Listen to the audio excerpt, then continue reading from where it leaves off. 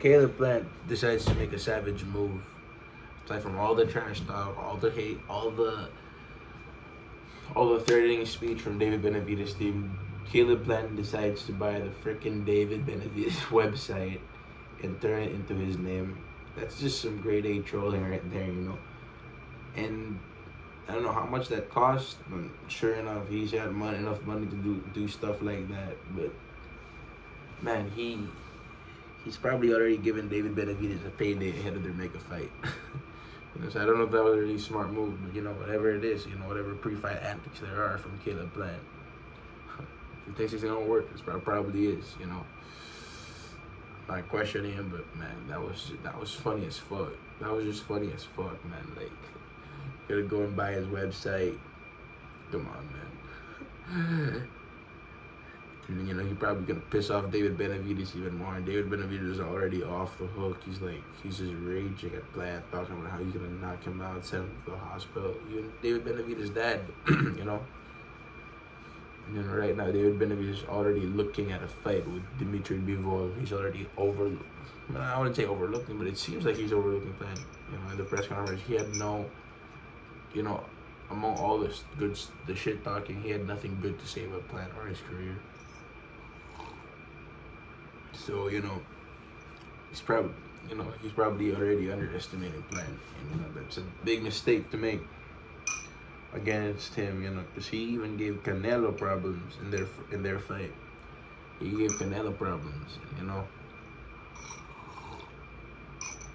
So I do believe that Caleb Plant belongs up there with Ivy Elites. So he's not really someone to be overlooked by anyone in that division. He knocked out Anthony Durrell with one single punch.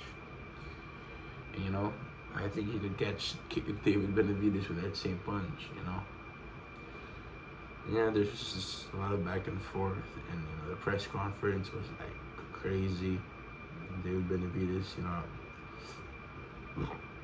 being a tough guy figure there, kind of reminded me of high school days when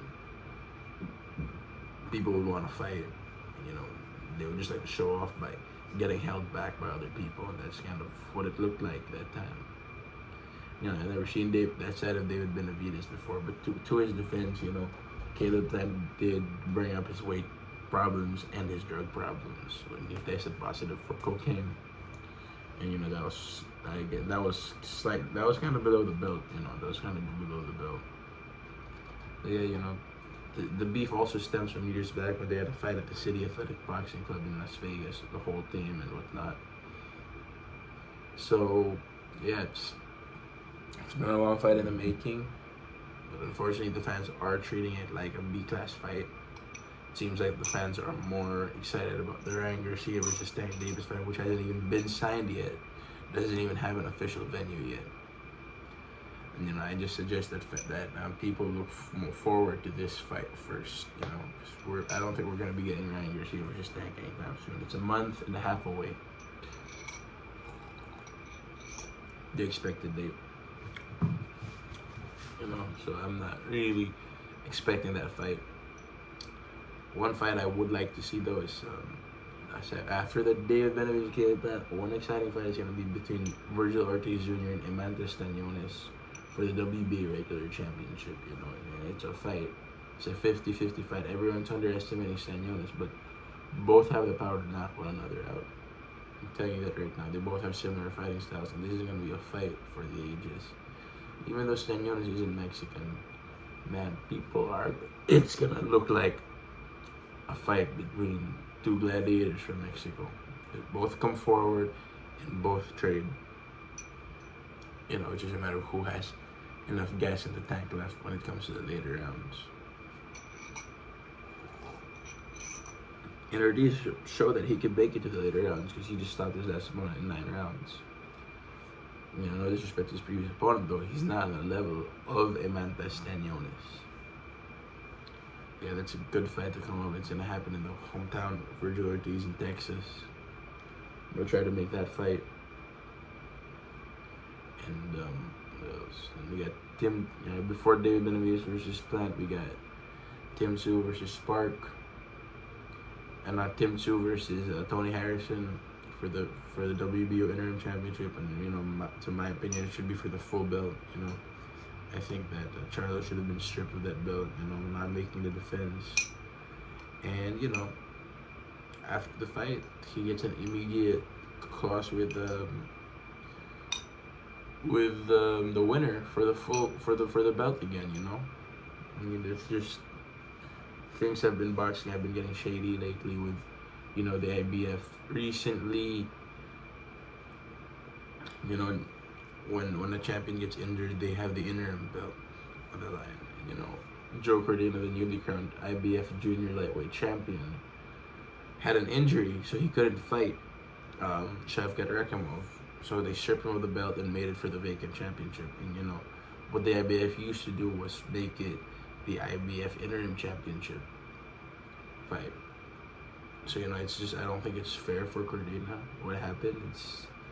It's unfortunate that they did him like that. This is what happens. These are the things that we know we can't control. Back to the Plant versus Benavidez fight.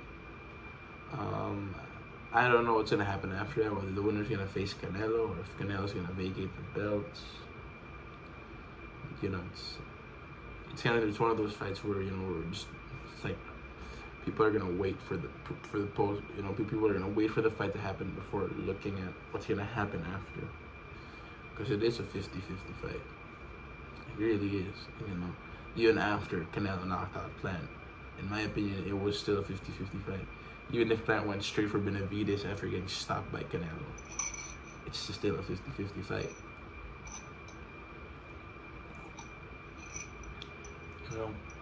It took Canelo 11 rounds to finish Caleb Plant when everyone said it's going to take 4 or 5 rounds. And he said he's going to finish Caleb Plant in 6 rounds. I'm not saying it's not possible. I'm just saying, if it goes past the 6 rounds, what's going to happen? How's he going to adjust? Is he going to freak out and say, oh shit, I didn't finish this guy in the time I wanted to finish him, These are the questions that, that we have for David Benavidez as fight fans. Will you be able to go past the round that you predicted the fight was going to end?